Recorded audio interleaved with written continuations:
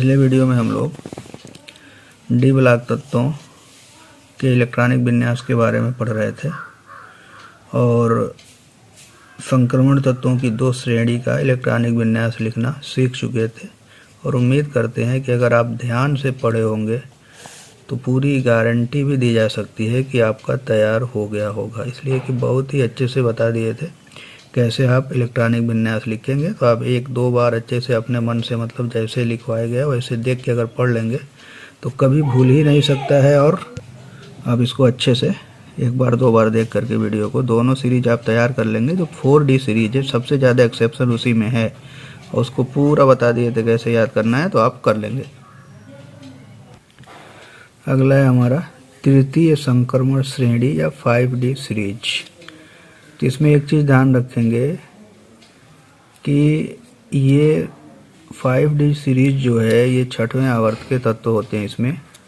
और छठे आवर्त में आप जानते हैं कि छठे आवर्त में लैंथेनम से आगे के 14 तत्वों को पीरियाडिक टेबल के नीचे अलग से एक क्षैतिज पंक्ति में रखा गया है, जिसे हम लैंथेनाइट श्रेणी के तत्व कहते हैं। मतलब एफ ब्लॉक के तत्व इसी सीरीज में आते हैं, इसलिए इसके इलेक्ट्रॉनिक विन्यास में हम 4F14 ऐड करेंगे। ठीक है, अब यहाँ पे सबसे पहले तो इसको हम लिखते हैं और याद करते हैं कैसे। अब आप देख लें एलिमेंट, उसमें लैंथेनम LA देखो 57 होता है, 57 के बाद से 58 से लेकर के 71 तक ल्यूटीशियम तक, सीरियम से लेकर के ल्यूटीशियम तक के तत्वों को आवर्त सारणी के बाहर अलग से एक क्षैतिज पंक्ति में रखा गया है, जिसे हम लैंथेनाइट श्रेणी के तत्व कहते हैं। तो डी ब्लॉक में कौन आएगा? 57 के बाद कितना आएगा? 71 तक तो उधर चले गए, तो 72, 73, 74, 75, 76, 77, 78, 79, 80 10 एलिमेंट होते हैं टोटल। तो अब 57 के बाद 72, 57 से 58 नहीं लिखना है, 58 एफ ब्लॉक में चला जाता है। ठीक है, तो 57 के बाद क्या लिखेंगे? 72, 73, 74, 75, 76, 77, 78, 79, 80। अब इसके पहले जो अक्रिय गैस है वह है जेनान। तो परमाणु क्रमांक पता ही होगा इसका, 54 होता है, 54। ठीक है, और उसके बाद से लैंथेनम के लिए स्पेशल देख लो, 54 5D1 6S2। पहला इलेक्ट्रॉन किस में गया? डी में, उसके बाद 6S2। ठीक है, अब 57 के जस्ट बाद 14 एलिमेंट बाहर निकल के चले गए अंदर से। तब इसके बाद जितने एलिमेंट हैं सब में आपको ऐड करना पड़ेगा 4F14, 4F14, 4F14 सबको आप लिख दो। तो सबके साथ कौन सा अक्रिय गैस जोड़ना है? जेनान। ठीक है, उसके बाद इलेक्ट्रॉनिक विन्यास लिखने का तरीका भी याद करने का भी बताएंगे क्या करेंगे। उसके बाद क्या करना है? लैंथेनम में 5D1 6S2 लिखना है। ठीक है, उसके बाद जितने भी एलिमेंट में सब में आप क्या कर दो? F14 ऐड कर देना। उसके बाद देखो अब वहीं से 6S2 और 5D1 हो चुका है। उसके बाद क्या लिखना है? हैफनियम 72 में 4F14, 5D2, 5D3, 5D4, 5D5, 5D6, 5D7। देखो 5D8 नहीं है। ठीक है, क्या नहीं है? 8 नहीं है सिर्फ इसमें, बस एक ध्यान रखना, सिर्फ 5D8 8 नहीं होगा। फिर 5D9, 5D10, 5D10 दो बार है।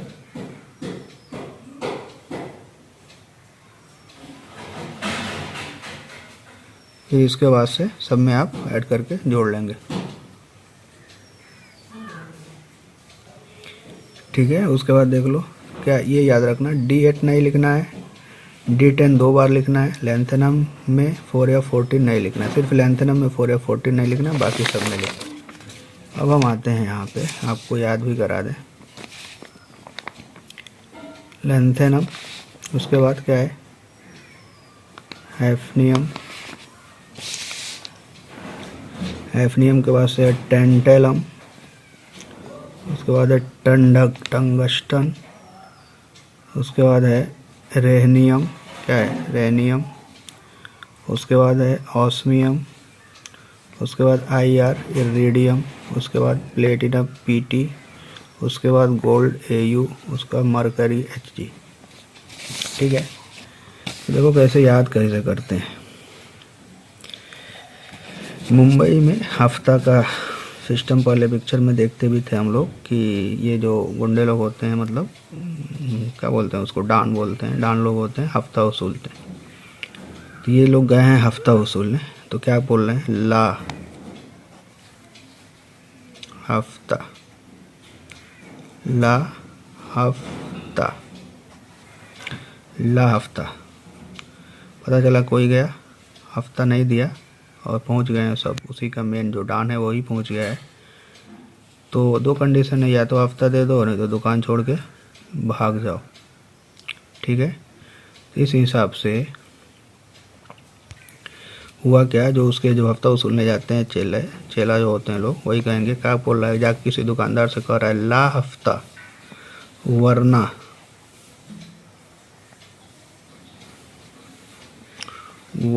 वो है वरना रहो उधर।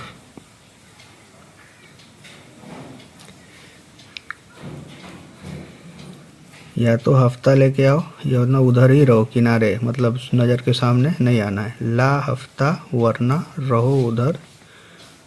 अगर इधर आए तो क्या होगा, इधर अगर आ गए गलती से तो क्या होगा, इधर पिटाई और होगी। ध्यान से समझिएगा क्या कर रहा है, ला, ठीक है, हफ्ता वरना रहो, इसको मान लेते हैं ऐसे करके, रहो उधर, ODHER, उधर से OS आसमीयम हो जाएगा, इधर DHAR IR, इधर प्लेटिनम पिटाई गोल्ड और होगी HOGI ठीक है। तो आप इसको थोड़ा सा समझ लेंगे। ला हफ्ता लैंथेनम हैफनियम टेंटेलम, वरना टंगस्टन रेनियम रहो ऑस्मियम उधर, इधर इरिडियम प्लेटिनम गोल्ड HG पिटाई और होगी। थोड़ा सा आप एक दो बार करके लिख लेंगे, या आप भी अगर कोई मेथड जानते हो याद करने का तो इसको, मेन मतलब है ये सिंबल आपको याद होना, नाम नहीं याद रहेगा तब भी काम चल जाएगा, सिंबल याद होना चाहिए, इलेक्ट्रॉनिक विन्यास याद होना चाहिए। इलेक्ट्रॉनिक विन्यास कितना है इसका, 57, और 57 के 10 बाद क्या होगा, 72, 73, 74, 75, 76, 77, 78, 79, 80। ठीक है। तो इसके बाद एक चीज़ और ध्यान देना, सबके साथ क्या जोड़ना है, जेनान XE लिखने का तरीका बता रहे हैं, सीख लो। XE और XE ये सब अक्रिय गैस है, तो इसको आप ऐसे ब्रैकेट कोष्टक में, जब भी एग्जाम में पूछेगा तो आप ब्रैकेट बड़े वाले कोष्टक में लिख देंगे, स्क्वायर ब्रैकेट बोला जाता है। ठीक है। इसका परमाणु क्रमांक होता है 54, याद रखना इसको। कौन सी सीरीज पढ़ रहे हो, 5D, इसके बाद से 5D लिख दो आप, लैंथेनम में 5D, 1 से शुरू करो, 5D 1, 5D के बाद क्या होगा 6S, तो देख लो 54, 55 कितना है 57, तो 2 हो गया क्लियर। तो लैंथेनम में आप पहले पढ़े थे कि F नहीं लिखना है, 4F, बाकी सब में अब आप अपने पास से जोड़ दो, 4F 14, इसलिए कि बीच में आ जाते हैं प्लग के element, 4F 14, 4F 14, 4F 14, 4F 14, 4F 14, 4F 14, 4F 14 and 4F 14 clear. इसके बाद देखो 5D सीरीज है, तो इसके बाद 5D का नंबर आ गया, 5D 5D 5D 5D 5D 5D 5D 5D and 5D। ठीक है। इसके बाद क्या लिख देना है, 6X 6S 6S 6S 6S 6S 6S 6S 6S। अब ऐसे लिख के मतलब कि क्लियर कर लेना। अब जोड़ना है जिसका आपसे पूछे एग्जाम में, करना क्या है, 1 हो चुका है D1, अब क्या करेंगे, D2 कर दो, D3 कर दो, D4 कर दो, D5 कर दो, D6 D7, 7 के बाद से आपको याद हो जाना चाहिए कि D8 नहीं लिखना है, नहीं लिखेंगे तो क्या लिखेंगे 9, और D10 को 2 बार लिखना है, 10 10 कंप्लीट हो गया। अब पूरा कर लो, 72 होगा ना, 54 और 14 68 और 2 70 2 72। आप जनरल देखते जाओगे ना, सब एक एक बढ़ रहा है ना, तो ये 2 2 ऐसे लिखते जाओ आप, कोई दिक्कत नहीं है। यहाँ तक जहाँ से दिक्कत हो रही है वहाँ पे देखते हैं बस यहाँ। अब यहाँ पे 8 नहीं लिखे हो, तो जब 8 नहीं लिखोगे, 8 की जगह क्या लिख दो 9, तो इसका मतलब 8 की जगह क्या है 9 है, तो ये एक बढ़ चुका है ज़्यादा, इसलिए यहाँ पे क्या हो जाएगा 6S1। जोड़ भी सकते हो, 54 14 68 68 10 78, ये क्या हो गया 78। प्लेटिनम याद करना पूछता है बहुत ज़्यादा, तो ये स्टार है, प्लेटिनम का इलेक्ट्रॉनिक विन्यास पूछता है। D10 ये भी क्या होगा 1 ही होगा, S1। गोल्ड का एक्सेप्शन है, ये भी पूछता है। बाकी ये चीज़ें क्लियर है 2। तो ये है लिखने का तरीका। तो उम्मीद करते हैं आप लोग लिख के 1 2 बार करेंगे, तैयार हो जाएगा। ठीक है, इसके बाद अगली सीरीज पे हम पहुँचते हैं। क्या करना है आपको, D8 नहीं लिखना है, D10 2 बार लिखना है, लेंथेनम को टेथनम में 4F14 नहीं लिखना है। अगली सीरीज हमारी है चतुर्थ संक्रमण श्रेणी या 4D सीरीज, एक्टिनियम। फिर इसमें भी 14 एलिमेंट बाहर गए हैं। 89 के बाद तुरंत कितने 103 तक है, 90 से 103 तक, तो 90 से 103 तक बाहर हैं, तो 104 आ गया। तो 104 105 106 107 8 9 10 11 12। ठीक है, ये कुल मिला के 10 एलिमेंट हैं। तो अगर आप सिंबल की बात करो, ये हो गया एक्टिनियम, रदरफोर्डियम, हार्नियम, सिबोर्जियम Sg, बोरियम, हेसियम। उसके बाद होता है माइटनेरियम। ये जनरल IUPAC के बेस पे लिख दिए हैं, जबकि ये होता है 110 का। डार्मफ्टेडियम, रोंटगेनियम और कैपेनिशियम। इनका नाम बदलता रहता है ना, तो होगा क्या कि ठीक है नाम बदलता रहता है, कोई बात नहीं है। तो आप इसको लिखने का तरीका भी वही है, सेम। अभी हम याद भी करने का तरीका बता दे रहे हैं, साथ साथ आप लिखने का देख लो। बाकी सिंबल याद होना चाहिए, नाम बहुत ही कॉम्प्लिकेटेड है, आप नहीं याद कर पाओगे। परमाणु क्रमांक और सिंबल याद करेंगे। इसमें अक्रिय गैस कौन होगा, Rn। Rn के बारे में तो पता ही होगा। रेडान होता है 80, कितना होगा 86 होता है इसका परमाणु, होता है 86 87 88 89। एक्टिनियम हो गया। एक्टिनियम के बाद से देखो 5F सीरीज आ जाती है, इसलिए सब में क्या जोड़ देंगे 5F14 5F14 5F14, सब में ऐड कर देना है। और इसमें लिखने का भी तरीका देख लें, D1 D2 D3 D4। उसके बाद क्या है D5 D6 D7 D8 D9 नहीं है, बस क्या नहीं लिखना है D9 नहीं लिखना है बस। इसमें उसमें क्या था D8 नहीं लिखना था, इसमें क्या है D9 नहीं लिखना है। ठीक है, इसको भी याद कर ही लेते हैं। तो देखो actinium AC, rutherfordium RF, hafnium HA, hafnium नहीं हार्नियम है, हार्नियम Sg, शुगर BHHS BH। उसके बाद क्या है HS। उसके बाद है MT। उसके बाद से है DSRGCN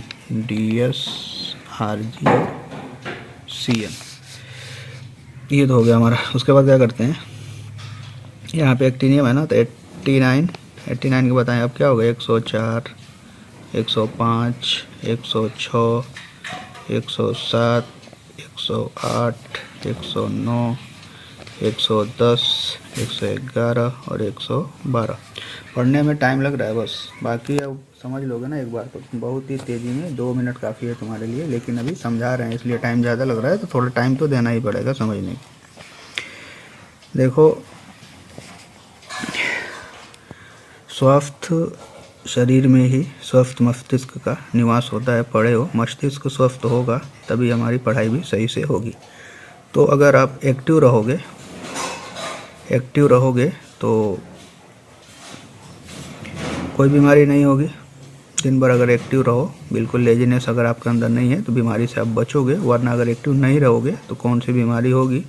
अगर वो बीमारी हो गई तो कितनी बीमारियां और उसके वजह से होंगी, उसी के बारे में हम यहाँ पे याद करने का एक तरीका अप्लाई करने जा रहे हैं। तो आप थोड़ा ध्यान से देखेंगे इसको।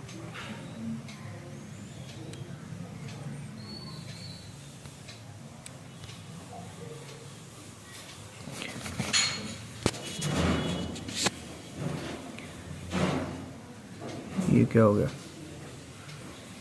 आओ जी स्क्रीन।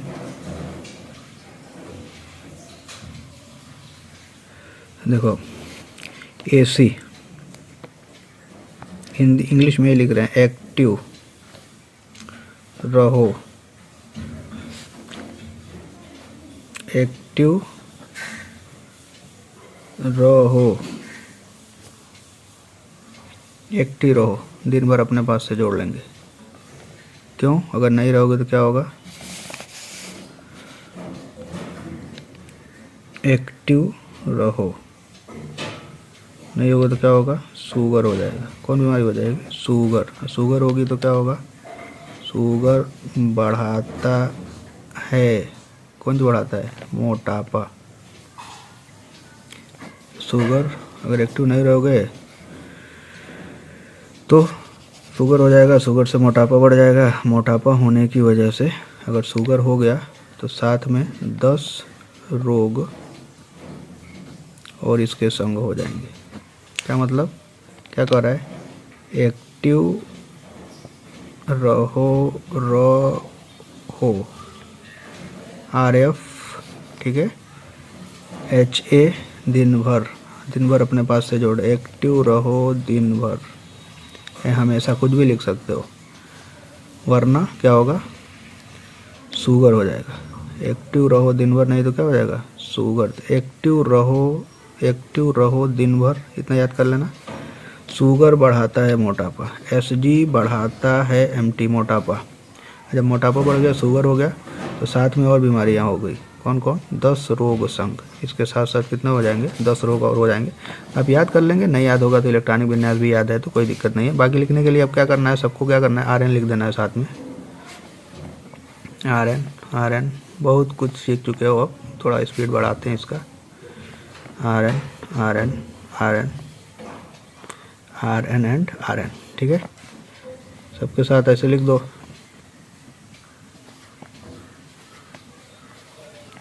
$86 होता है, याद होना चाहिए, ठीक है। RN लिख दिया आपने।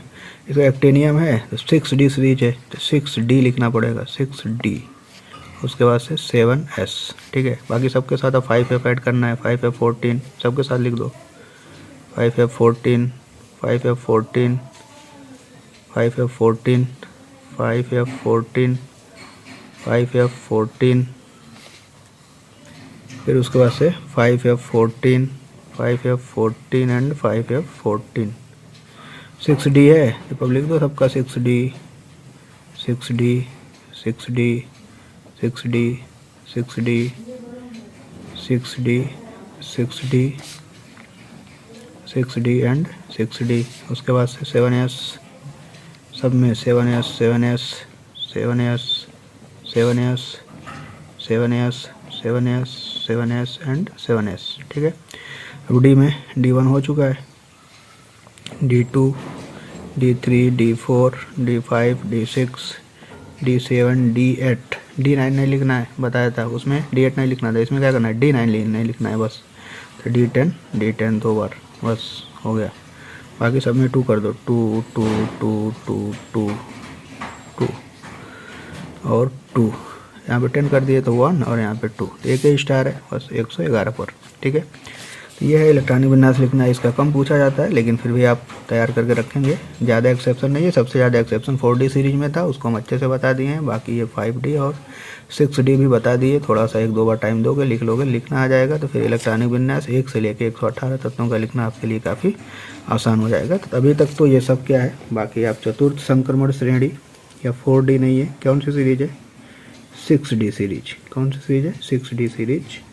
नाम क्या है, actinium, rutherfordium, hahnium, seaborgium, ACRF, HA, SG। बाकी लिखने का ये तरीका भी बता चुके हैं सब कुछ। फिर यहाँ से BH, बोरियम, HS, हेसियम, माइटनेरियम, MT, उसके बाद अनहीलियम, ये तो UPSC के बेस पे हमने लिखा हुआ है, ठीक है। तो ये आप लिखना भी बता दिए, ये सब लिखा जा चुका है, मिला लेंगे, मैच करके अच्छे से लिख लेंगे। D9 नहीं लिखना है, याद रखिएगा। D10 को 2 बार लिखना है, एक्टिनियम में 4F14 नहीं लिखना है, 4F नहीं 5F14 नहीं लिखना है, और नहीं लिखना है 5F14 नहीं लिखना है, ठीक है। बाकी 110 को हम डार्मा स्टेडियम कहते हैं DS, रोंटगेनियम RG और कोपेनिशियम CN। ठीक है, अब चिन्हित तत्व, जितने तत्वों पर स्टार लगे हुए हैं अभी तक वो उसी के लिए है। चिन्हित तत्वों का अभिविन्यास अपसामान्य होता है, मतलब एक्सेप्शन होता है। एक्सेप्शन देखो इसमें है, यहाँ पे स्टार नहीं होगा, ये होगा। ठीक है, तो आप देख लेंगे इसको, एक्सेप्शन 111 वाला है। सभी संक्रमण तत्व डी ब्लॉक तत्व कहलाते हैं, किंतु सभी डी ब्लॉक तत्व संक्रमण तत्व नहीं है, याद रखिएगा। डी ब्लॉक तत्व में तो सब आएंगे, अंतिम इलेक्ट्रॉन डी कोष में बढ़ेगा, चाहे जिंक हो चाहे Hg सब भी होता है। लेकिन अगर क्या बोलते हैं डी ब्लॉक अगर अपूर्ण है तभी वह संक्रमण तत्व कहलाता है, वरना अगर अपूर्ण नहीं है तो संक्रमण तत्व नहीं कहलाएगा। तो डी ब्लॉक तत्व जितने थे सबका इलेक्ट्रॉनिक विन्यास लिखना हम पढ़ चुके हैं। अब अगली प्रॉपर्टी है हमारी, अगली हेडिंग होगी कि डी ब्लॉक तत्वों के भौतिक और रासायनिक गुण। तो भौतिक गुण ही है, रासायनिक गुण सिलेबस में नहीं है ज़्यादा, बहुत 2-4 ठो है। तो आप परमाणु त्रिज्या की डिफिनेशन तो जानते ही हैं, तो इसको हम जल्दी जल्दी देख लेते हैं। डी ब्लॉक तत्वों के भौतिक रासायनिक गुण वाला है परमाणु त्रिज्या। 3D श्रेणी के तत्वों की परमाणु त्रिज्या पड़ोसी S और P ब्लॉक तत्वों की अपेक्षा कम होती है। ठीक है, मतलब S ब्लॉक से भी कम होगी, P ब्लॉक से भी कम होगी। ठीक है, जैसे अभी हम बनाए यहाँ पोटेशियम और ये कैल्शियम S ब्लॉक के तत्व हैं ये दोनों। 227, 197 हम डायरेक्ट वैल्यू ही लिखे हैं, इसलिए कि बहुत ही ज़्यादा एक्सेप्शन होता है तो वैल्यू रहेगा तो अब अच्छे से समझ लोगे क्या होता है। पिकोमीटर में है 227, 197, 144, 132, 122, 117, 117, 117, 116, 115, 117, फिर देखो जिंक 125, फिर बढ़ गया देखो गैलियम, जर्मेनियम, ये P ब्लॉक वाले, ये दोनों P ब्लॉक के और ये दोनों S ब्लॉक के। तो दोनों 197, इसमें क्या 135, तो दोनों के बीच में आते हैं। अगर जनरल इनकी देखें संक्रमण तत्वों की, तो देखो क्या हो रहा है, स्कैंडियम शुरू होता है 144, 132, 132, 122, 122, 117, यहाँ से तो धीरे से कल स्कैंडियम से वाइनेडियम तक घटता है। क्रोमियम, मैग्नीज और आयरन तक देखो कांस्टेंट हो गया, फिर घटता है निकल तक, फिर बढ़ता है। तो बहुत ही ज़्यादा एक्सेप्शन है, तो आप अच्छे से देख के भी पता कर सकते हो। यहाँ से आपका है डी ब्लॉक, यहाँ से लेकर के और यहाँ तक है, तो क्या दिख रहा है, स्कैंडियम, टाइटेनियम, वाइनेडियम तक घटता है, क्रोमियम, मैग्नीज, Fe तक स्थिर रहता है, फिर कोबाल्ट और निकल तक थोड़ा सा घटता है, फिर कॉपर के बाद से, फिर उसके बाद से जिंक तक बढ़ता है। तो ये जनरल ट्रेंड होता है इसके परमाणु त्रिज्या का। होता क्यों है, संक्रमण तत्वों की परमाणु त्रिज्या निम्न लक्षण प्रदर्शित करती है। किसी भी श्रेणी में डी ब्लॉक तत्वों की परमाणु त्रिज्या और परमाणु आयतन परमाणु क्रमांक में वृद्धि के साथ घटते हैं, किंतु ये कमी नियमित नहीं है। परमाणु त्रिज्या के न्यूनतम मान तक पहुंचने की प्रवृत्ति श्रेणी के मध्य के पास होती है, मिडिल में सबसे कम होता है, अंत की और इसका मान थोड़ा सा बढ़ता है, लास्ट में थोड़ा सा इससे ज़्यादा है मतलब। ठीक है, स्पष्टीकरण, ऐसा होता क्यों है, किसी संक्रमण श्रेणी में बाएं से दाएं जाने पर नाभिकीय आवेश धीरे धीरे प्रत्येक तत्व पर इकाई द्वारा बढ़ता है। मतलब एक एक इलेक्ट्रॉन जुड़ते हैं तो एक एक प्रोटॉन भी जुड़ते हैं, एक एक प्रोटॉन जुड़ते हैं, मतलब परमाणु क्रमांक बढ़ता है तो प्रोटॉन जुड़ रहा है, प्रोटॉन से इलेक्ट्रॉन भी जुड़ रहे हैं, तो एक धनावेश नाभिक का क्या हो रहा है, बढ़ता है। जुड़ने वाला इलेक्ट्रॉन उपांतिम समान डी कोष में प्रवेश करता है, मतलब अंतिम से पहले वाले डी कोष में इलेक्ट्रॉन प्रवेश करता है।